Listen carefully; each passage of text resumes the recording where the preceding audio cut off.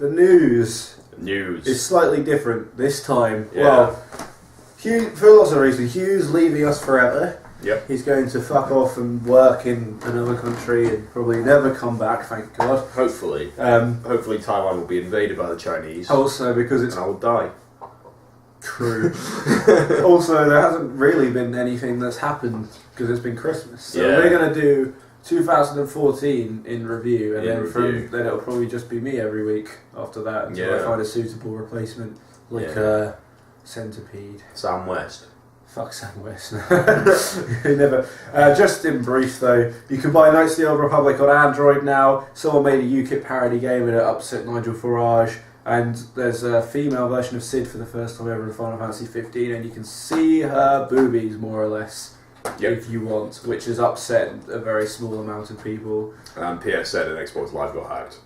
Oh yeah, well that always happens. That happens. But about once a year, so 2014 in review, the highs and lows. So it's not been great, we think.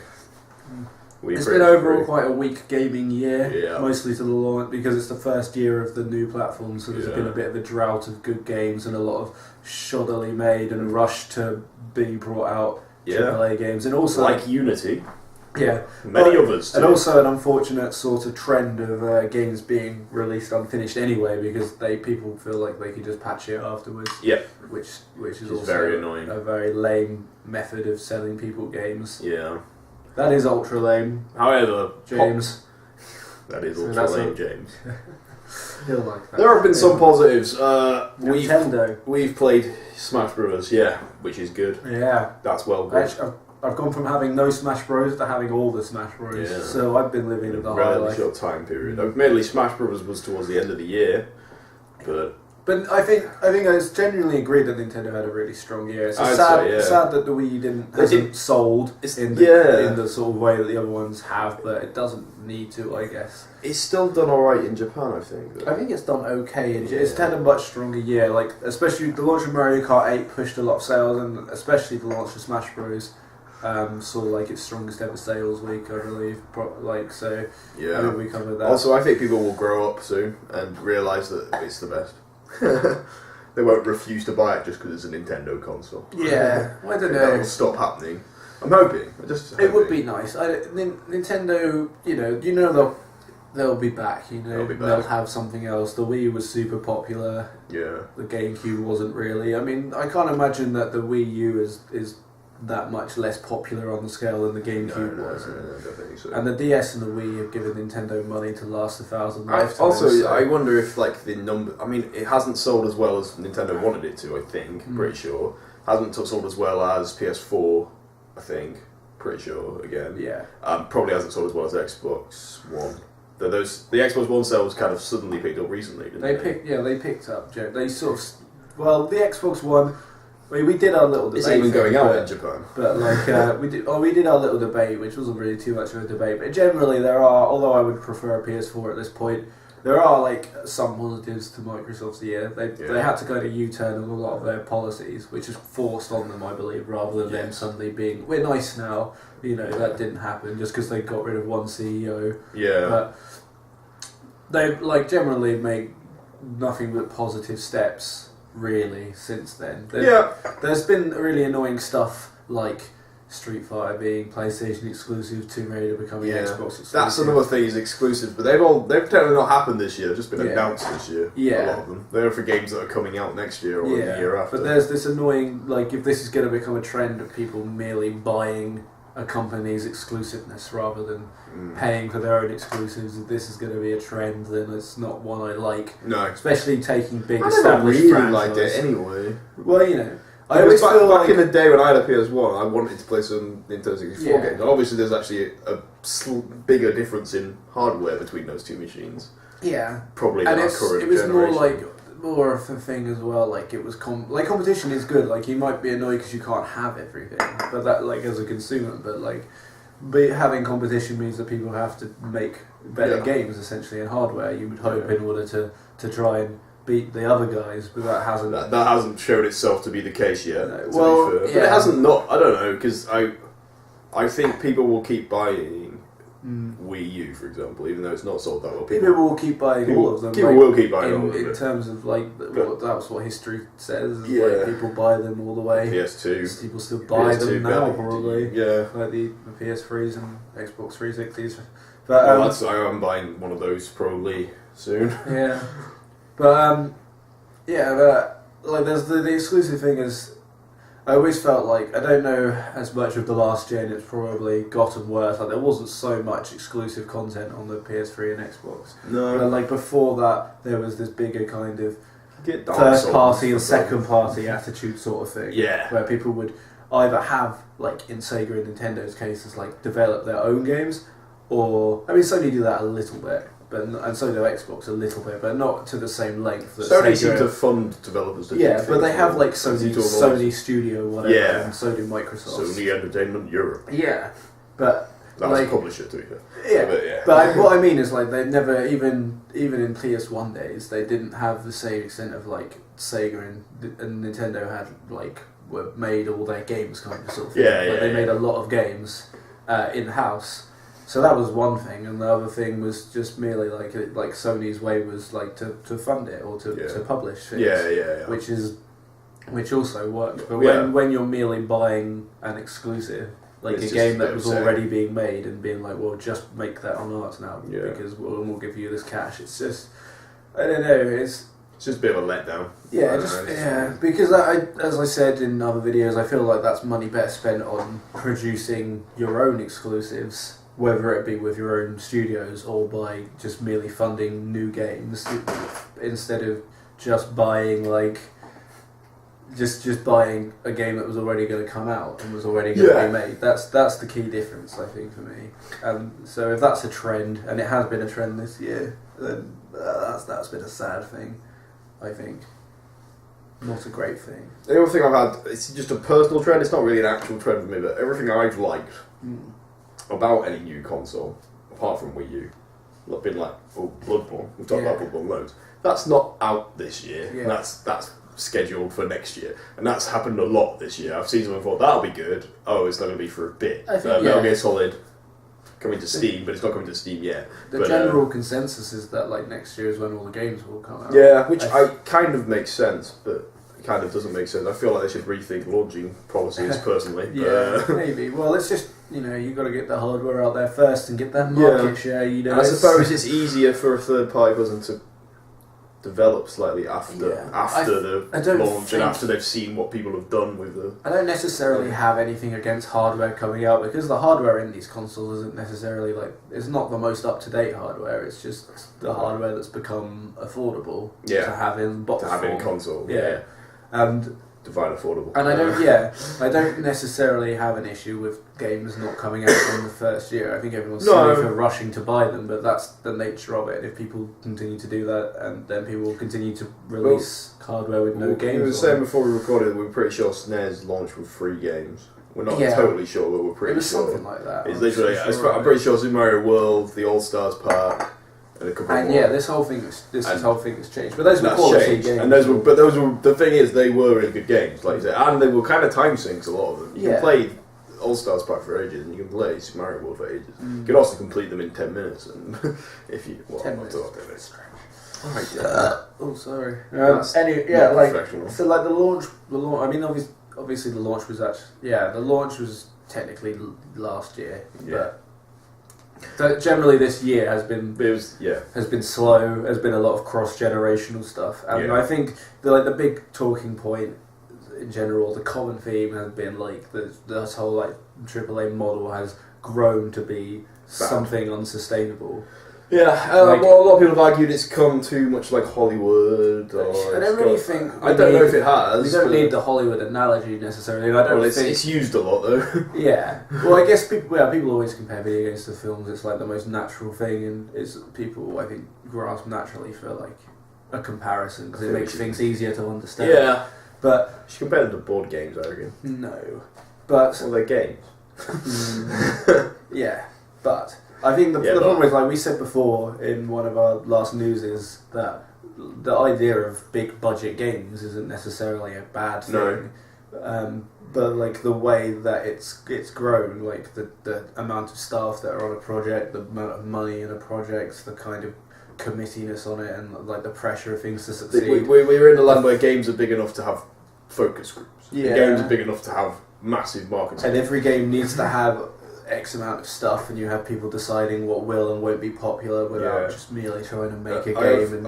I have a friend who's an anthropologist, and she was telling me this thing that recently this thing's come out. This is going to relate to games. That people rely a lot on big data, and with good reason because it has practical uses. But that there's this argument in anthropology now that big data is useful, but you need deep data too. And I think this kind of brings us into the games world, because now we're looking at people who are kind of doing scatter shots of games, who are trying to make them for as many people as possible. And like I say, this big corporate enterprise. There's like this mesh of like two bad things, like people, like you say, trying to appeal to everyone, and like I said, like the amount of money and stuff on things, and like the amount of time it takes to make this game, like there's no middle ground at the moment, or like there's just really fucking expensive games that have to sell 10 million within 2 months or they're failures. And then there's, on the other end, there's independent games, which is like, we'll get onto that in a second. But like that's not good. Like I love indie, and I love that indie's come a thing. It's just this natural counterpoint to the sort of stagnating AAA market, and that's good.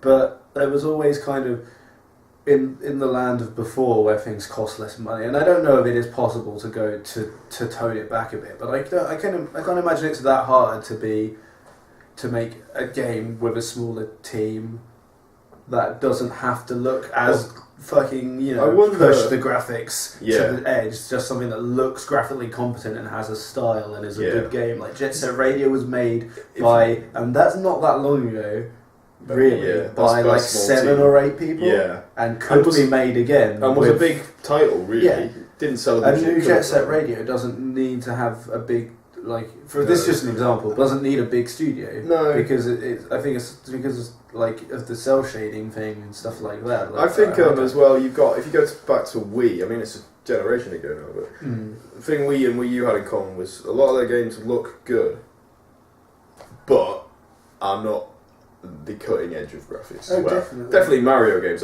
Galaxy looks lovely. Nintendo really have nice. this attitude, looks which better is really on Wii good. U, I'll give you that. Yeah, like Nintendo have this attitude, and this is why they've had such a good year as well. Like in comparison to everyone else's, where they do like they don't need to push things, but they want to make things that work and that are competent. So they don't make things that are buggy at launch. They don't make things. They might not make something that looks like at the graphical cutting edge, but they make something that looks great because it has an artistic style, like, and a sensibility and a cohesion.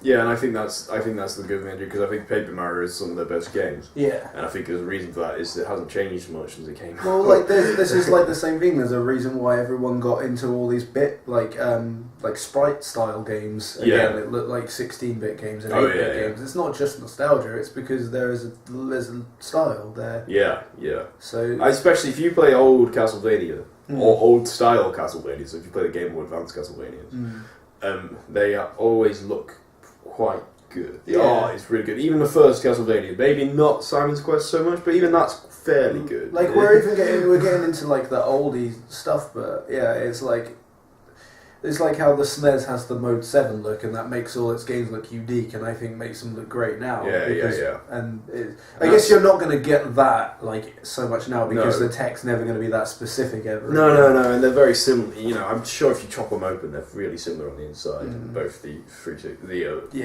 and the 4, and they're both running off like the same kind of the same chips or whatever. I don't fucking know, But I guess, and even the Wii U is like to a degree. It's just got less RAM. I think is the thing with the Wii U. Well, it's got less of everything. Got a bit less of everything. Like But I guess specifically to 2014, we've had certain kind of events, like things like Destiny or something has come out, and to us that wasn't a big deal.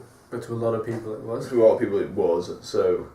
But Destiny's definitely gone down as being a bit of a disappointment, but people like it anyway. So I think there is a good game underneath. We're reviewing the year, I guess. We haven't really changed our opinion on Destiny, probably.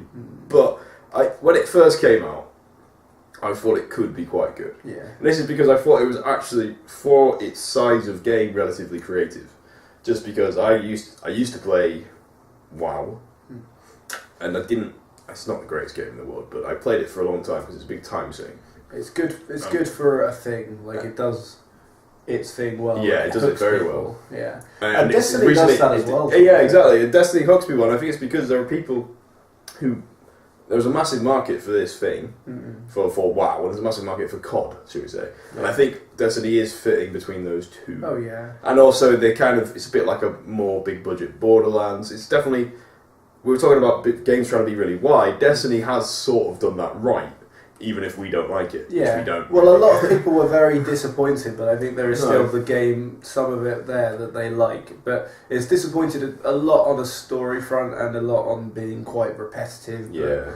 Then I really expected it to be repetitive. Yeah, I'm not but sure I think you wanted to. I guess people wanted it to be more creative in its repetitiveness. Like, yeah. Essentially, a lot of games boil down to like you doing the same thing over and over. So you got shooting guys in this one. You know, there's sometimes you fight guys or whatever. But like the core mechanic is always more or less the same in all these types of games. I like the fact they've tried to put the kind of the event back into it, I suppose. Yeah. So even though it is repetitive, they try to have specific events for people who play, and so if you play during this time, you can do these missions on this kind of thing. The most disappointing thing about Destiny, and it is like representative of a lot of disappointments this year, is the way that it seems to have been chopped up in order to sell it to you later, and they talk about the 10-year plan as if it's a positive, and having a 10-year plan for a game isn't a bad thing if you're going to expand it sensibly, but when it feels like you've they have seemed to have done, like sold everyone like a tailored back product in order to build it up more rather than selling someone a finished item. Yeah, precisely. And then build on that. Yeah. I think that was the key disappointment. Yeah. Like, generally that's where the frustration started, so everything after that has just grown from that. Like the core of the issue is still that one. Yeah. And, like, they haven't really given more, say us, like they haven't really given the Destiny playing public much more of any significance. Yeah. It's kind of been more of the same, which again you have to expect to a degree, but I think people were expecting the first expansions to, like, I don't know, give them more story or to, you know, all this sort of stuff, and it just hasn't. Yeah, it seems it was ambitious that it went wrong. Basically, is what it seems to me. I don't think it went wrong. I do think it was entirely on purpose. I don't know what Bungie wanted to do, but this definitely smells of a company like Activision trying to make more money. Yeah, basically. Yeah. And you have to expect it of them, but you don't have to like it. No, you don't. Basically. There's been lots of bad, like Assassin's Creed Unity launch broken, Sonic Boom is a huge embarrassment. Basically, for all of like I said, I didn't know it was coming out. They hid it from us. They did. That's what they did with Sonic never Boom. Good. So then everybody reviewed it. There has been a couple of really good. Before we get onto the indies, there has been a couple of really good moments, and we've done Smash Brothers already. Yeah, I mean, even in the AAA games, I would say there's been good moments. Alien Isolation has generally been well received, for one of the reasons, like it took a risk. It's not the same thing as everything else. Like Sega let creative. It's like Sega released a fucking Alien game with Sonic Boom within the same time frame, and you're just like, this company is so schizophrenic. Well, what the fuck are they doing? Because Alien Isolation is everything that AAA gaming isn't. It's a big full product. They did do that stupid DLC thing, but at least the full game was a full game. Yeah, like a big thing, and you don't need that extra. Yeah, exactly. You don't need to download anything. And it's different from everything else. It's got suspense. It's not like all action, shooty, QTE. You know, everything. It doesn't have obligatory stealth, obligatory this, obligatory that. It knows what it is, and it plays to its own strengths. And everyone has loved it. I think when I look at it, it looks like they've really spent a long time making a mechanic. Yeah, you know, they've really made maybe even an engine. They've made the game work within itself, so it doesn't need to be like a QTE. I think because you know how the game works when you play the game. I think as well they knew what they wanted, like within like that same what you were saying. They said they basically, it felt like a game with an idea rather than a game with lots of people or competing ideas or trying to please everyone, because they were like, we want to make a game like the first Alien. We want the alien to be scary. They want it to be one, and we want it to be clever. Yeah, and they built on that and like a proper survival. And it learns and stuff, and they put a lot of effort into it. So instead of trying to please everyone, they came up with an idea and stuck to it and developed it. Yeah, and it's great. Also, by all accounts. Actually, I'd say we focus mostly on consoles. PC AAA's have been fairly good this year. Something like Beyond Earth, Civilization Beyond Earth, has been widely received as being quite good. The Civilization ones, you kind of what you expect, and then they come out and they don't ever have to change that much. To be fair, they can get away with releasing the same game with better graphics. But then they release them with like sensible dates, and they don't just fucking. Oh no, and they put a lot of effort into them. Yeah. You know, there is a big distance between 5 and 4, you know, and that's good. And then they use expansions, and they use which is good. And expansions are often cheap. I played about $8.99 altogether. Admitting they got it in Steam sale time. But yeah, we're not going to be able to cram in every bit of news, but we're going to try our best to get all the pertinent stuff. Well, I guess we could do the indies, because the indies are kind of things we like. Indies has been a really positive year, really. Yeah, we've had Guacamelee, Binding of Isaac, Rebirth. We've had. I keep wanting to say Cave Story. What I want to say is Shovel Knight. But you've played Cave Story this year. I have played Cave Story on my 3DS this year, which is why they're next to each other on my 3DS. Yeah.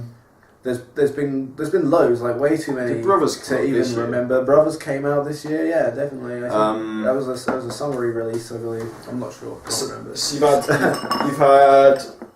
I played Prison Architect this year, breaking my own early access rules. That's a fun one if you're into that kind of thing. They also had Space Base 9, which I plugged massively, and then it turned out to be a disappointment. Yep. So don't listen to me. I'm like the James May of this show. Freedom Planet looks really cool as well. I really like the demo for that. I haven't got around to buying it yet. No, but it's been made by people who like things I like and have tried to make them like it. Basically, it looks like Sonic with Rocket Knight crossed together. Yeah, and that sounds alright. Yeah, with really fucking cool bosses. Yeah, that are a bit like like a treasure game. Like there's definitely some treasure inspiration from that era as well. It's basically like a big, like scrolling Mega Drive fantasy crossover of everything. That sounds really fun. Yeah, and it's got dragons it started out as a Sonic fan game, but then they turned them into dragons. Like that's literally how it started out. So then it became a Bubble fan game. So no, they still totally look like they were inspired by that sort of time period and universe. That's brilliant. Like, they don't really look like dragons, but then But yeah, I don't know. That's one I want to get. There's been so many. I think of the indies I bought this year that actually came out this year, because some of them were from last year. Yeah. It's a good thing about indies. Loads of them come out. A lot of them aren't that great, to be fair, but loads of them come out, and they come out in big numbers, and it's awesome. And the Vita's been a really good indie machine, apparently. I haven't got one. I kind of want one, but yeah, at the same time, it's money. But that's besides the point. Entirely. But I think the Vita was kind of a discarded item, basically, and now it's become the indie machine. Yeah, it's not exactly the most popular thing ever, but it's getting this indie support, and I find indies on handheld are generally like a good mix. Not really sure why that is, but I don't know. It just seems to work. Something about, I guess, when it squashes the sprites down. I don't know, and they have nice screens. These handhelds. Hard to say. We've got the best ever handheld screens now, to be fair. DS's look lovely, but now we've got 3DS and Vita. They look very nice, to be fair, for what they are. You don't have Super Mario Land. They seem very high quality. Squished screens. Mario. Yeah. I think that might be something to do with it. So really positive indie year. It's hard to imagine indie not being a positive place, but no. Because it is we've just had people some problems this year, I guess, but they've been tackled. So Steam Greenlight has got harder to get onto. I don't know how tackled they have been. Well, I think they've been looked at least. But we don't want to go full Jim Sterling on this. We won't go full Jim Sterling. There's been a lot of awful games. Wasteland 2. That's an indie. Yeah, a lot of. I suppose Steam's become, I guess, in some people's eyes, less of the sort of Holy Land and more of the sort of collection of junk land. Yeah. Sales still. The problem was even more that it was stuff that was making the front page that was broken and it was crap and that kind of thing. It's the whole call for quality control, like Jim Sterling was doing. So you can release a crap game on Steam, I guess, but when Steam puts that on the front page, he's like, you should probably have looked at it first, guys. Someone should have played it. Yeah. And yeah, it's hard to know exactly where you draw the line. They have done something towards quality control, to be fair. The thing I would say is sometimes quality control might cut out stuff which is good, because there are loads of games on Steam which are short. And that is considered a negative, that's fine. with good reason. But if a game's $1.99 and it's short, but it's good, I probably won't mind. But yeah, I don't mind short games in general, so long as they're good. Yeah, I guess though I still like getting value from a game. So being a massive time sink is nice for me. But loads of them are. Yeah. So, especially something like Binding of Isaac, like we've been talking about, it's so randomised. FTL, you can play that forever. And that kind of thing. I guess the big indie news as well is the Minecraft sale. Yeah, because that was indie. I think we should finish on some of the big headlines and the controversies of the year. Something that we said we weren't going to talk about anymore. I think is going to crop up, but we'll briefly do it. Yeah. So Minecraft sold for $2 billion. Notch now lives in a house made of candy or gold or something. If you put all of Notch's money out, it's a lot. It's weird. He didn't do it for the money though, he did it for his sanity. It could cover half of Africa. I'd feel pretty sane with $2 billion. Yeah, I reckon I'd be well sane then. Yeah. But then he's still making a game, he's still making Scrolls. Yeah, apparently. Not owned by Microsoft, we got that a bit mixed up in the news in fact. Mojang has gone on to make this... no, he's not making Scrolls, he's making the other God one. knows if he's making whatever the fuck he said he was making. To be fair, he might just have enough money that he doesn't have to focus as much as he used to. Yeah. He's like, oh well, I could make my game, or I could go and sleep in my swimming pool. Whatever. Notch gave us probably one of the greatest gifts in all of we gaming. can't have a go at Notch. And he's got a lot of money out of it, which is amazing. It's also good that something like Minecraft became worth $2 billion. Yeah. Because it's a bit sad that a big corporation did buy it, but so long as... Well, who else has got $2 billion? Yeah. No, it's just a shame because it's I don't know, it's like this big indie thing and now it belongs to the man, you know, for lack of a better term. And story mode could be horrible. It could, but as long as it doesn't affect normal mode, creative mode, or survival mode. I mean, but I've had a lot of good memories with Minecraft, and it has been my game of the generation. We probably should do that at the end. The game of the year we'll do at the end, and shit, whatever. Anyway, last things last. Then the big controversy. Do we want to talk about it? I don't know which one you're referring to. We're talking about Gamergate. Oh yes, well of course Gamergate. It happened. Stupid, wasn't it? Let's not harp on about it. We did a big episode on this somewhere back in time. If you want to look that up, we could get pretentious and say that Gamergate is a sign of something to do with how big games have gone now. Yeah, they are bigger. And I suppose that is speaking. True to a degree. Yeah. But it's not a good sign. No. And it's been a bit embarrassing. And it's just sad because I still can't read an opinion piece without seeing someone commenting about someone being a social justice warrior and all this fucking nonsense. And I like that social justice warrior is a bad word. It's basically... It's like how America... PC. Yeah. It's like, I don't like it when you told me not to be racist, you PC bastard. Yeah, it's one of those stupid, people throw out phrases all the time. It's like how if you're in America, if you say something some people don't like, you could just be called a communist. Yeah. Without people really knowing what a communist is. My flatmate, if you pointed out that corporate companies were doing nasty things, legitimately horrible things, he would just go, "Oh, you're such a bleeding heart liberal." And it's like, yeah, I'm sorry I feel bad when people die. And I think that's kind of one of the things that's definitely happening in Gamergate is, oh my god, everyone's so... And now, every time there's a woman in a game, it's a fucking talking point. Yeah. There's no middle ground anymore. There's no, sensible conversation at the moment, which is a bit sad. I think it was Jimmy Sterling was saying so. I don't know if it was things like us. He was talking about Bayonetta, and he's not the recent Bayonetta one he did. It's Bayonetta one he did a while back. He's saying if you look at her, she's a relatively realistic body type. Was one of his arguments. Maybe it wasn't. Didn't he say completely? I'm pretty sure Jim Sterling said completely the opposite. In the last one, yeah. In the last one, he definitely said that she wasn't at all. So I think he may have been being sarcastic, but it's a thing where Bayonetta 1 wasn't actually that much of a big deal if you look at it. Even though her clothes came off and attacked people, that wasn't talked about. Well, it's one of those more controversial ones where it's is it empowering? Came at the right time. Oh yeah, there is that too. Is it empowering or is it objectifying? It's maybe a little bit of both. But it doesn't.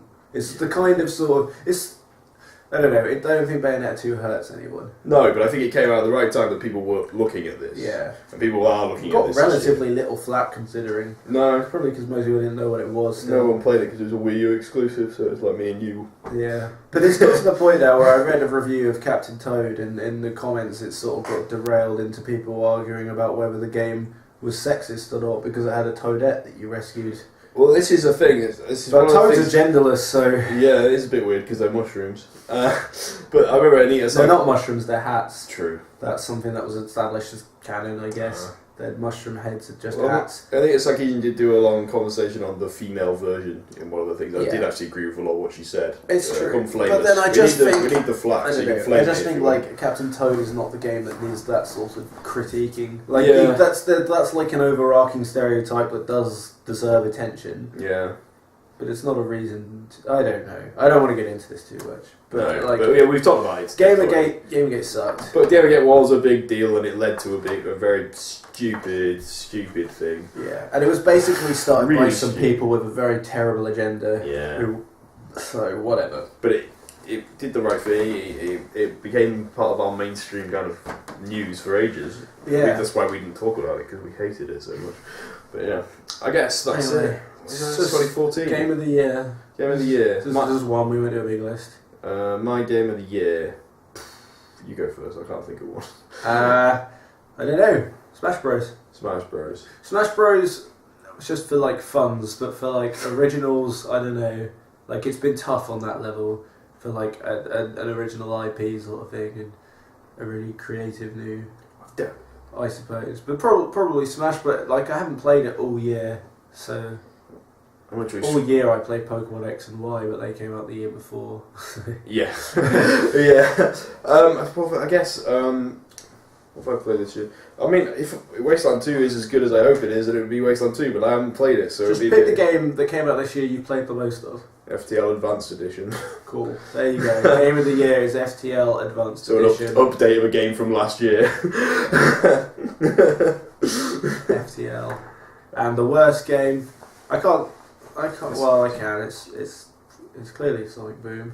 Probably. As a so, disappointment level, like there are games that are probably legit worse, but yeah. I'm a big Sonic fan. So My least favourite game of this year. it's worse than it. I would like to tribute this to the James is Destiny, even though I'm not playing it. Destiny / WWF Yeah, or WWE, sorry. yeah, yeah.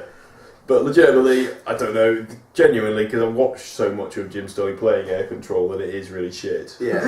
That would probably be one of them, but I'd say it's probably I don't the think worst that game. qualifies as being the worst because it's like a joke. Yeah, it's so dreadful. Yeah. Flappy Bird, though, I hate it. Yeah. Flappy Bird. I Fuck forgot you. about that.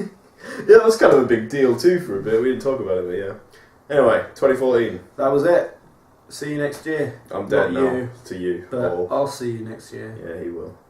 Sam West is scheduled to be here every week, so don't get surprised if Jason's on his own. Sam's not coming. I'm just Just a bit.